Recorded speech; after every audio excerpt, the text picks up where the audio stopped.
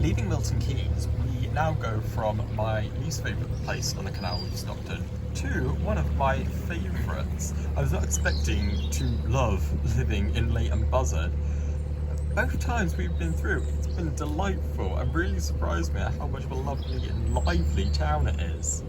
We're passing a former swing bridge here, you can see it in the bush on the left, and this is because the farm that was here used to straddle both sides of the canal. Just north of the town, around here, is one of my favourite parts of the canal we've been on. And on the right here is a hire boat marina. These are pretty popular come the summertime, and we would see some of these going as far south as Berkhamsted. However, unlike the marina I walked past on the Northampton arm, these boats don't have as comical names as Canal Only. Going through Leighton Buzzard on the boat, you notice that while not flowing through a river, you are flowing directly alongside one the whole time called the Ouzel. You see things like these sluices, and here there was a more recent one built. And just like the Toad north of Milton Keynes, it overflowed a lot.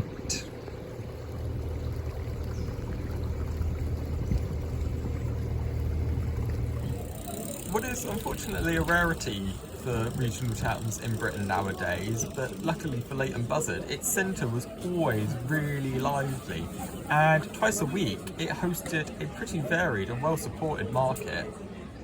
And almost every building in the town centre on the main street is old, and it's even got these little hidden alleyways in some parts. And this golden frog on a bollard, I have no idea what it means, but it's probably the best bollard I've ever seen. The main industry here is sand mining, which still goes on today, although most quarries, such as here in Tiddenfoot, have now ceased operations, and it's now a nature reserve. Chronicling this is the Sands of Time Trail across the town. And it ends here. Here is Stone Lane Quarry. To support the sand mining, there used to be a massive narrow gauge railway network transporting the sand from quarries onto the mainline railway and canal networks, with a lot of the track and activity being in these fields. For canal connections, branches ran right up onto these side docks so that they could dump sand off the light railway cars directly into canal boats, and you can still see the tracks from one of them here. All that remains of the narrow gauge network is this, the Leighton Buzzard narrow gauge railway, which runs from here to the now closed Stonehenge quarry. However, said quarry is merely the other side of a hill of a few still operating sand quarries. And this train, they've got a few little steam engines and they run most Sundays. And most of the light railway branches that connected onto the main network connected on this now closed line. The train line connected on to the West Coast Main Line in the train station just around there, and then we're on past here on its way down to Dunstable. All that remains in use of the alignment of the railway is this cycle track that ends in Dunstable and gets taken over by the Luton and Dunstable busway. However, it only goes as far as this house.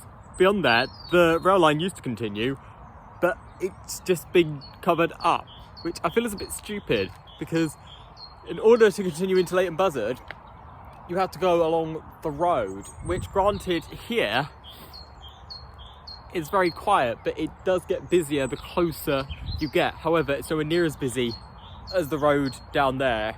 Down there's the main highway between Leighton Buzzard and Luton. You go through the village of Stambridge to connect from the town to the cycleway, which, while delightful, isn't very direct. And just south of the town, here at Bridigo Bridge, was the site of one of the most famous train robberies in British railway history.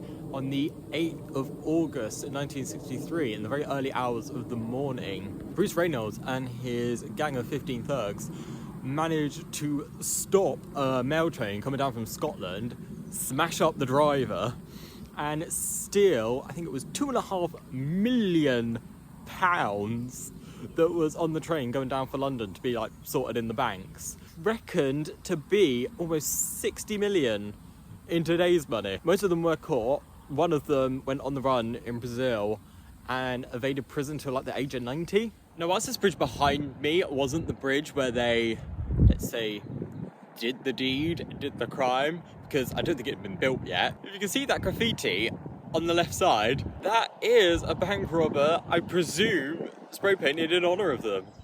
It was Easter whilst we were in Leighton Buzzard this time, and for the festival I attended the All Saints Church, which is in the town centre.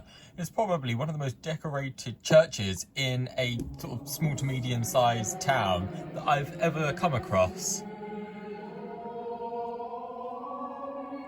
I especially love all of the hanging angels coming out from where the walls meet the roof. In neighbouring Linslade, which is a separate town to Leighton Buzzard, there is also St Barnabas, with this barn-esque roof and a lovely flower garden out the front. And the nature continues all around the town. This is Linslade Woods, right on the northern edge of the town. The forest also features this bench, which I'm sat on right above the southern portal to the Linslade Tunnel, where trains heading to the Midlands head into. And here is the northern portal, where the trains then come out. And beyond the view of the railway line, this bench has generally just a fantastic view across the town and up into the Chilterns. We were here in Leighton Buzzard in November, and I watched everybody else's fireworks from atop here. Even ones in distant like Ivinghoe and Jennington, I could see them pretty clearly. Just north of these woods, and also next to the canal, is the historic village of Linslade. All that remains here now is this church and a farm, and I loved sitting here to look out onto the rail line and see the trains. Here's another fantastic point to watch the trains go by. Just to the side of the canal here, I'd say this is one of the best vantage points I've ever come across along the West Coast main line. And it's not just me. Others agree. In the corner there is a placard to a former railway worker who attests to my opinion.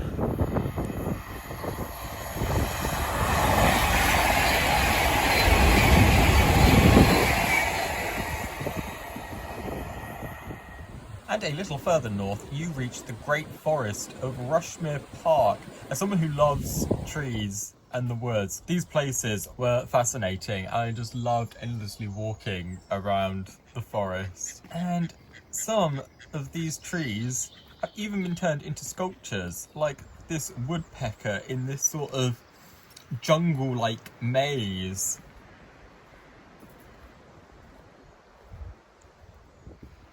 And this dragonfly. And there goes park run here. And it's probably the most beautiful park run I've done whilst travelling around on the boat. You just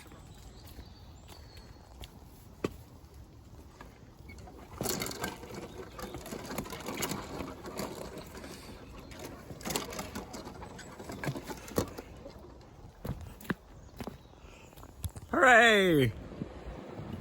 On leaving Leighton Buzzard, we venture deeper into the countryside, and it'll once again be villages from now on until Berkhamsted, which does mean a decrease in access to certain amenities.